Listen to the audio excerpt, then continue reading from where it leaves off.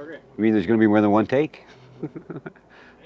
I might have to start and stop too, especially if somebody comes and harasses us or This is airplanes. going to be an all-day event.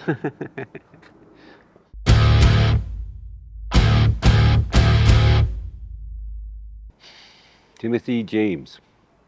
I'm not giving you my last name. That's okay. TJ, yeah. Timothy.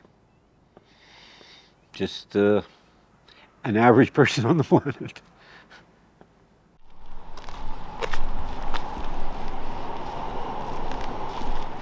I get a few cans here once in a while. Not very often, but sometimes. Because they do have a recycling bin here. Look at that. The vultures already been here. That's okay. I'm homeless, yes, if that's what you want me to say. Or as Dave would say, rentless. No, I'm homeless. If I really wanted an apartment, I probably could get one. If I could have first and last month's rent, I could, with my cans, afford to pay rent. On something small, you know.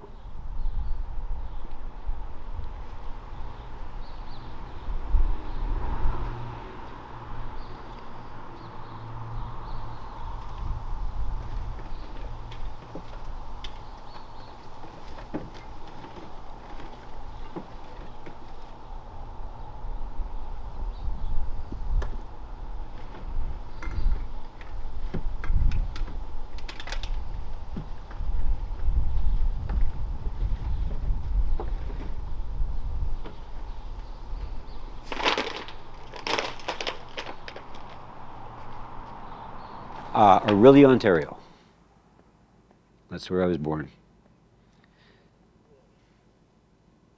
And I was conceived in Ireland and born in Canada. My older brother has a very thick Irish accent, and I don't have one at all. Well, I can do it if you want. Well, when I used to talk to my parents, yeah.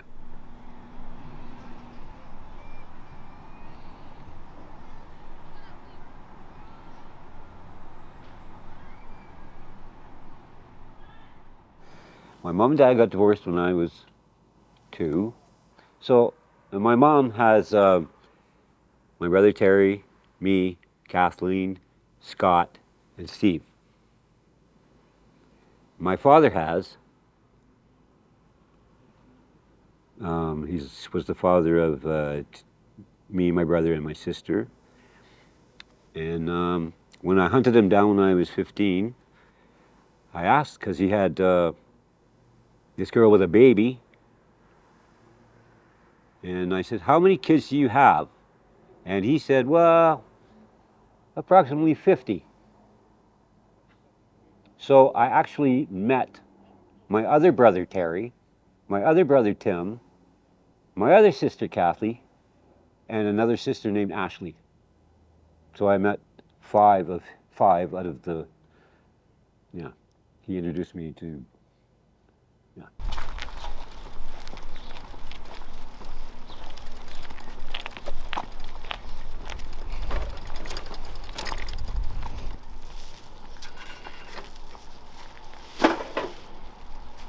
Okay, so I can tell you exactly what everything in all these bins, what kind of cans or what kind of water bottles. Like here, there'll be like lemon bubblies, if there is any.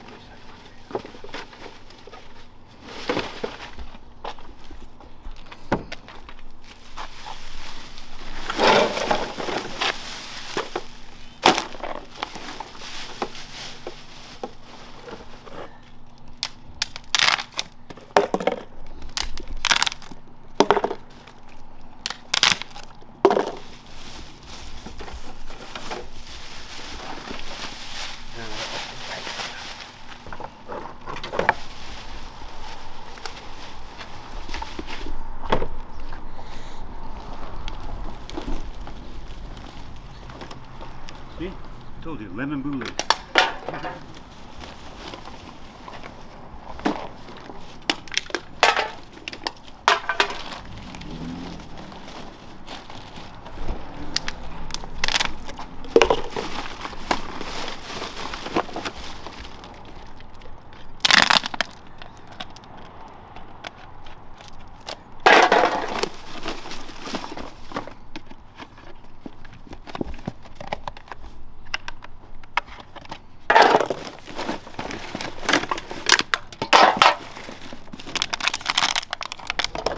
There's something about like being heard. I think he's getting his needs met, and it's feeling validating, because I mean it's our basic needs: to be heard, to be seen, to be loved. And I don't know if he's like had that in a long time, just like that mutual respect. And then also it's like a place to put his story so that he doesn't have to carry it around, and he feels a lot lighter. And like the word that he says is, because I asked him, I'm like, okay, how or what changes are you noticing within yourself since starting this project? And he said love. He said that he's feeling like love so much more, and then because he's in alignment with love, the universe is opening up and providing for him so much more. And like now he has this new friend that he's hanging out with. There's like better bottle picking days. He's happier, he's smiling more. So I think he's coming back just because overall he's feeling a lot better about himself. When my parents got divorced, I guess my mother was struggling, and my mother sold me for $25,000 to a religious cult, namely the Jehovah's Witnesses. See those trees? God created those trees. This is what man created. That's his tree. Those things are ugly. Came from that tree though.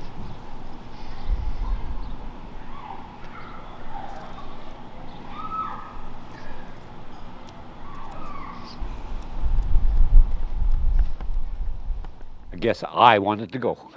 That's what she told me. You wanted to go. So, yeah. And we lived there, and my brothers and sisters lived down there with my mom in the same city, which was not too far. And the funny thing is, my cousins lived over there, and I was always at my cousin's house, but I never went to. So I think there's something in my head that said, stay away from your mom or something. I don't know. Anyways, but when we moved from Orillia to Flesherton, Ontario, when I was 7, I would go for 2 weeks in the summertime to my mom's when I was at a school. And that's basically the only time I spent with my actual brother and sister. They were actually friends of my father's, I guess, or something. Yeah, I don't know. I don't know how they knew each other. I was 2 years old. How would I know? You know, and I really didn't ask very many questions.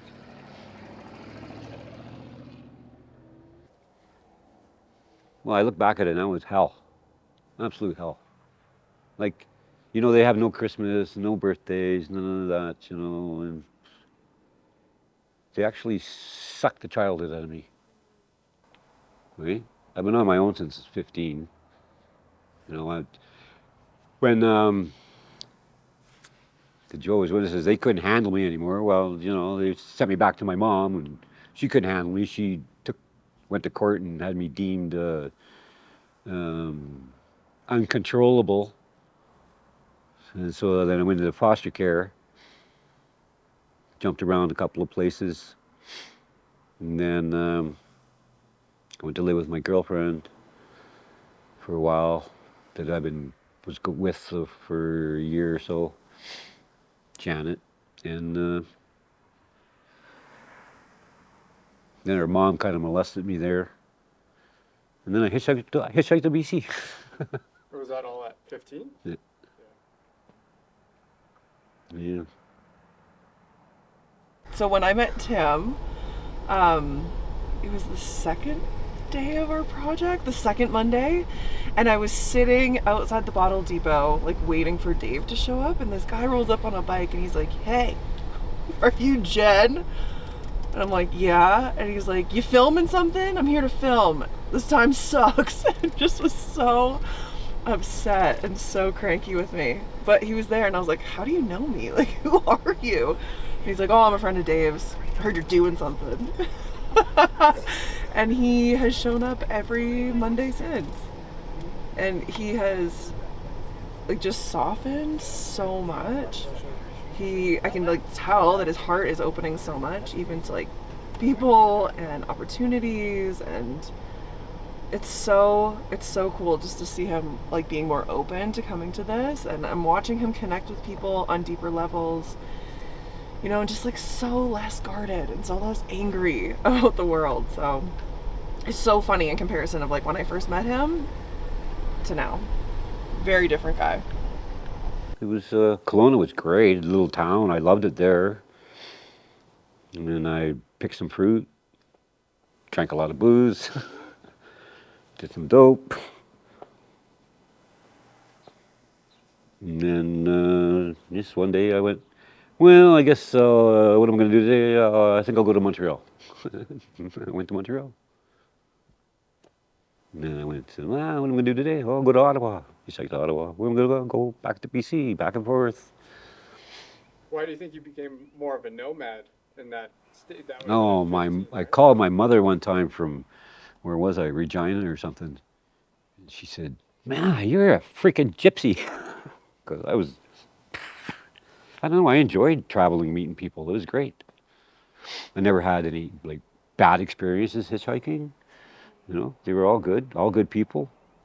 Always wanted to feed me and give me marijuana or whatever I wanted. Come on, you want to come stay over at my house for a few days? Nah, I'm gonna go.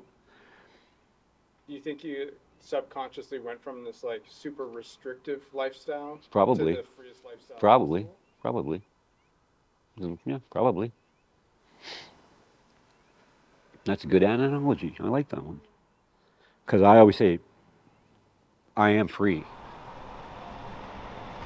I got a ticket for picking cans one time. Actually, it's called scavenging waste. So I went to court. And I had my little say. I said, Your Honor, I'm guilty. But I have something to say. He said, what? I said, if you're walking down the street, Your Honor, and you saw a loony on the ground, wouldn't you pick it up? He says, yeah, probably. I said, well, I'm just doing it 10 cents at a time. Get out of my car. Get out of here.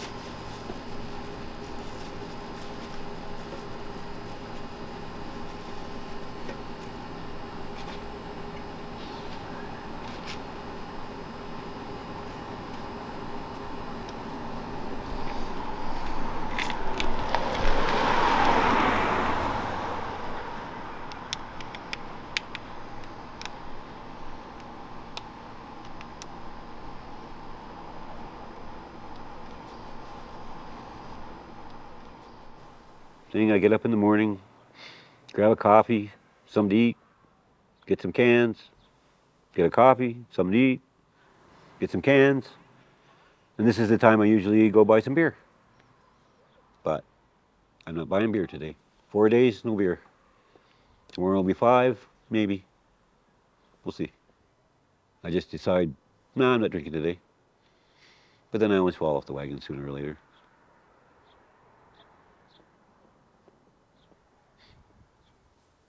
But it used to be a few years ago, I was like my friends, like they don't drink coffee, they don't drink water, just drink beer. And I used to be like that. I used to drink 30 beers a day, 15 to 30 beers a day, and living in under a tree over in Chinook. And then I'd get up in the morning, and the first thing was, and then I had this, I'll call it an episode because I actually didn't know what it was.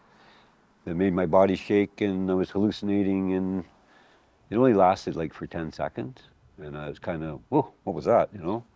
And then A couple of weeks later, it happened again, and it lasted a bit longer. And I walked up to this dumpster, and I jumped inside it because it was full of cans, and the cans were disintegrating in my hands. And this guy came and said, "What are you doing in there?" And I said, "Getting these cans." He says, "There's nothing in there." And he helped me out, and I sat down there for a bit and went, "Whoa, that was weird." And then over here behind 7-Eleven, started happening again. And I fell down and smashed my head open, and the ambulance came and took me to the hospital. And the doctor asked me what kind of beer, asked me what, was I drinking beer? And I said, yeah. And he goes, what kind of beer? And I told him Bow Valley Strong, and he says, oh, you got to get off of that. You're having seizures, you're going to die. And I went, oh, all right, get off the beer. So I quit drinking beer, just like that. But then I started drinking whiskey and vodka. Well, he said beer, so. And then, yeah, for years, I never drank beer. I didn't drink any beer till I came back. Came here in November last year. I started drinking beer again. And yeah, I didn't drink, like 6 years, I didn't drink beer. My parents drank, I drank. My parents never, I don't know.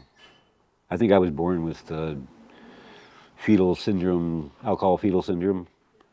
And that's before it was even a thing, because I always liked booze, always. Actually, I like drugs too, but well, I did, but I don't anymore. I see the damage it can do.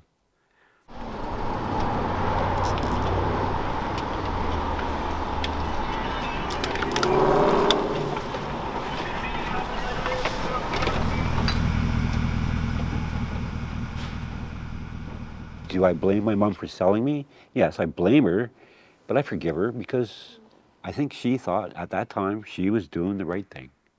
I mean, say that didn't happen. What would have happened? Maybe something worse would have happened to her. So yeah, I'm got to forgive, but I won't forget.